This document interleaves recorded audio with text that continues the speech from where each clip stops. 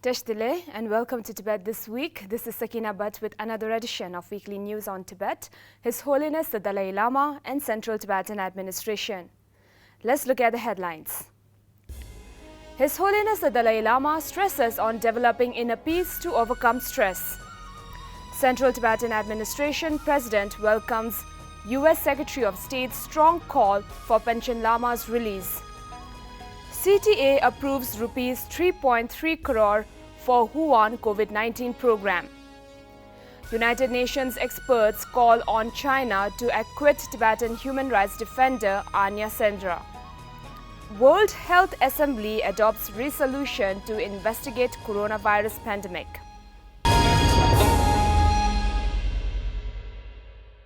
His Holiness the Dalai Lama advised on developing inner peace based on love and compassion to overcome stress that people are dealing with since the outbreak of COVID-19 pandemic.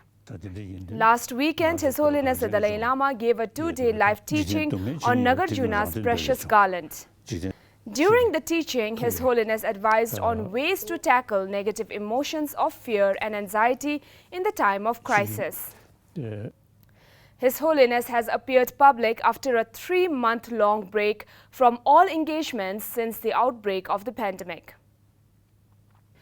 The President of Central Tibetan Administration, Dr. Lobsang Singye, issued a statement thanking the US Secretary of State for not only consistently supporting the Tibet issue, but also making a call for the Panchen Lama in the strongest words ever in a long time.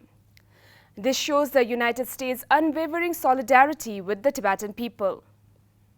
The US Secretary of State Mike Pompeo issued a strong worded statement on the 25th anniversary of the Panchen Lama's enforced disappearance, demanding the Chinese government to release and immediately make public the Panchen Lama's whereabouts.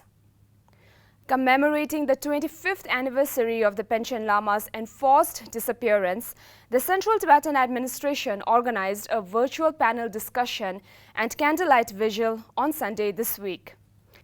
President Dr. Lobsang Singye, Abbot of Tashi Lumpo Monastery, CTA Rinpoche, Dr. Tenzing Dorji, Commissioner, United States Commission on International Religious Freedom, and Bhujung Ketsering, Vice President of International Campaign for Tibet, came together for a virtual panel discussion on the missing 11th Panchen Lama while renewing global campaign for his release.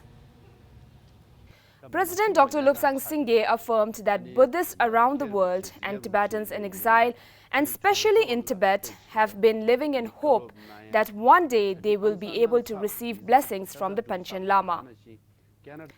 CTA Rinpoche reminded that China's forcible disappearance of the 11th Panchen Lama is of great concern not only to the people but the centuries-old spiritual tradition of Tibet. Dr. Tenzing Dorji condemned the interference in the matter of reincarnation and Tibetan Buddhism. He stated that China's oblivious policy toward the human rights standard is not only evil and brutal but a complete failure. He urged the US Congress and President to implement the Magnitsky Bill on Chinese officials responsible for the persecution of religious minorities, especially referring to the Panchen Lama. Bhujung Ketsering, Vice President of International Campaign for Tibet, highlighted two significant points: international community's response to the enforced disappearance of the Panchen Rinpoche and their perception of this issue. He criticized China's initial response to the UN officials' question, wherein they attempted to justify their actions by alleging that the Panchen Lama had asked to be removed from his parents, which was a blatant lie. Following a statement made by China's Foreign Ministry spokesperson on the 11th Panchen Lama living a normal life with a stable job, CTA President Dr. Lobsang Singye demanded the Chinese government to show him to the world if their claims are true. The Information Secretary of CTA, Tsawang Gyalpo Arya, also called China's claim half-hearted, nonchalant and irresponsible. Yes, recently Chinese Foreign Ministry spokesperson, Mr. Zhao Lijian, he has explained before the foreign correspondent that regarding the Panchen Lama's whereabouts. So that too came because of this time there was a lot of international pressure on Chinese governments to reveal the whereabouts of Panchen Lama. But then the response that the spokesperson has given, he has said that Panchen Lama has attended the college and he is right now employed and working, and that he and his parents don't want to be disturbed. So this is we feel that this is a very half-hearted and nonchalant and very irresponsible response. Because 25 years, so he has been in a custody and imprisonments. So this is a gross violation of child's right and religious right and human rights also. So now the Panchen Lama's issue has become an international issue. China should understand that. So instead of just hiding the informations, they should come out with the full information on the whereabouts of Panchen Lama and his parents. And by doing so China will also earn respect from the international community and the Buddhist community and the Tibetans. So that will be beneficial for everyone. So instead of hiding the Panchen Lama, so they should come out with the full information on his whereabouts and release Panchen Lama at the earliest.